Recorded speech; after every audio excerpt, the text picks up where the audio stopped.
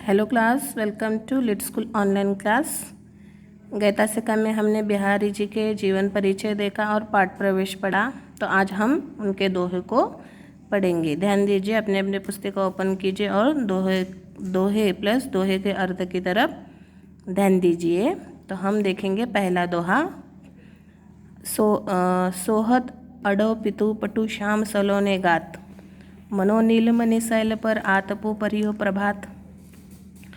तो यहाँ पर देखो कुछ हम शब्दों का मीनिंग देखेंगे। सोहत यानी अच्छा लगना, ओड यानी ओढ़ कर, पितु यानी पीला, कटु यानी कपड़ा, गात यानी शरीर, नीलमणि शैल यानी नीलमणि पर्वत, आतपु यानी धूप, प्रभात यानी सुबह। यह हो गए अपने पहले दोहे के शब्द। अभी देखेंगे हम उसका अर्थ। प्रस्तुत दोहा हमारी हिंदी पाठ्य पुस्तक स्पर्श लिया गया है।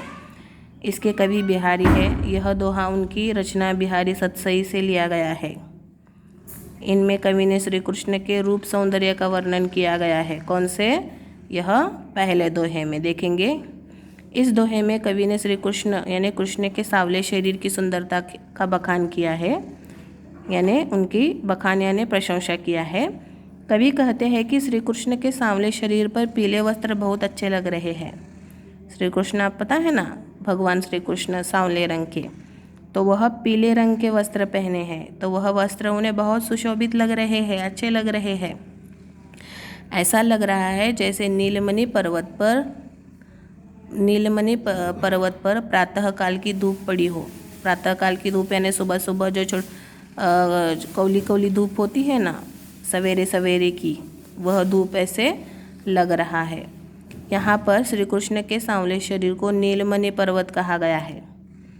सांवले शरीर को नीलमणि पर्वत तथा पीले वस्त्र को सूर्य की धूप को कहा गया है इस दोहे में।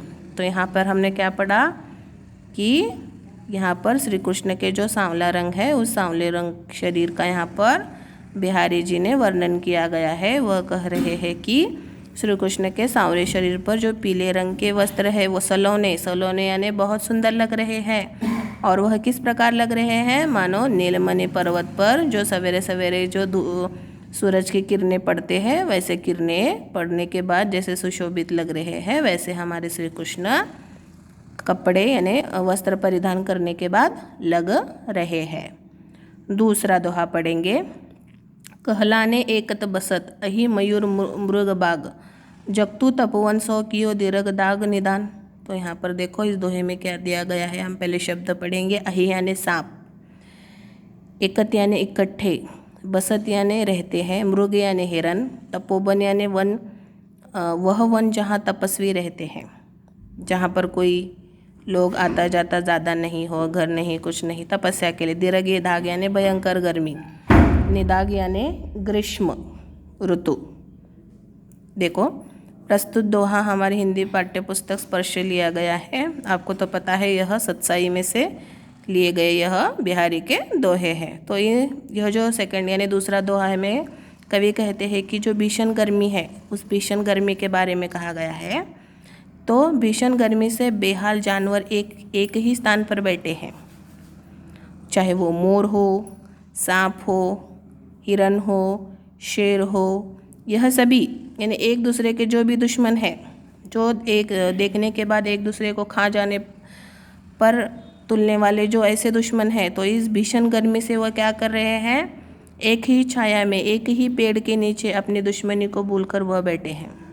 कवि कहते हैं कि गर्मी के कारण जंगल तपोवन की तरह हो गया है, यानी तप रहा है।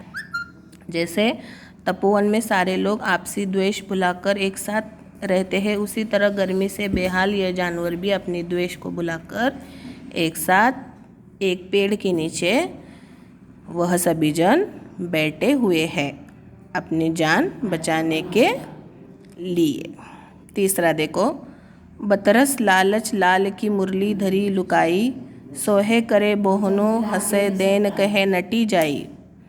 बतरस यानी बातचीत का आनंद, लाल यानी श्री कृष्ण, मुरली यानी बांसुरी, लुका यानी छुपाना, सोह यानी शपथ, बहुनो यानी भाव से, नटी जाए यानी मना कर देना। यह उसके शब्दार्थ हो गए। तो हम इसकी व्याख्या देखेंगे, यानी इस दोहे में कवि ने क्या हमें सीख दिए है और क्या समझाने की कोशिश किया है। इसमें कवि गोपियों द्वारा श्री कृष्ण की बांसुरी चुराने का वर्णन किया गया है। याद रखिए, पहला श्री कृष्ण के रूप सौंदर्य का वर्णन किया गया है। दूसरा, जो प्राणी होते हैं वह आपस में अपने जो गिले शिकवे हैं वह छोड़कर अपनी जान बचाने के लिए एक दूसरे के साथ रहे हैं। तीसरा, यहाँ पर गोपियाँ श्री कृष्ण की बांसुरी चुरा रही है, उन्हें छेड़ रही है, उनके बारे में दिया गया है, वर्णन किया गया है। कवि कहते हैं कि गोपियाँ ने श्री कृष्ण से बात करने के लालच में उनकी बांसुरी को चुरा लिया है, यानी उनकी सबसे प्रिय जो है उनकी बांसुरी है। तो श्री कृष्ण आकर उन्हें कहे, उनसे उनकी बांसुरी मांगे, उनसे बातचीत करे, इसलिए गोपियाँ क्या करती है, श्री कृष्ण की बांसुरी चुरा लेती है, उनसे चुरा लेती है। गोपियाँ कसम भी खाती है कि उन्हें बांसुरी नहीं चुराई, लेकिन बाद में बोहे घुमाकर हंसने लगती है और बांसुरी देने से मना कर रही है, यानी वह उनसे मस्ती कर रही है। आगे देखो, कहत नटत रिजत खिजत मिलत खिलत लजियाता, भरे मौन में कहत है नैननु ही सब बात। देखो यहाँ पर क्या दिया गया इस दोहे में। इस दोहे में कवि कहते हैं कि नायक और नायिका एक दूसरे के आंखों ही आंखों में बातचीत करते हैं, प्रेम प्रेमिका, जैसे नायक नायिका भी दिया है। नायक की बातों का उत्तर कभी नायिका इनकार से देती है, कभी उसकी बातों पर मोहित हो जाती है, कभी बनावटी गुस्सा दिखाती है, और जब उनकी आंखें फिर से मिलती है तो वे दोनों खुश हो जाते हैं, यानी कभी रुठते हैं, कभी मनाते हैं, गुस्सा हो जाते हैं, दूर जाते हैं, पास आ जाते हैं, झगड़ा कर देते हैं, फिर भी खुश रहते हैं, जाते हैं, और कभी कभी शर्मा भी जाते हैं। कभी कहते हैं कि इस तरह वे भीड़ में भी एक दूसरे से बात करते हैं, यानी इशारों से, और किसी को ज्ञात भी नहीं होता है। तो प्रेमी क्या करते हैं, इतने दिल से एक दूसरे के साथ वह क्या करते हैं, प्रेम करते रहते हैं। तो नायिका जहाँ भी होने दो भीड़ में, वह आपस में अपने इशारों से वह बातें करते रहते हैं। तो आज का आपका गृह कार्य होगा, यह जो शब्द दिया है, इन शब्दों का मीनिंग वाले शब्द आपको एक शब्द 3 बार लिखना है अपनी नोटबुक में।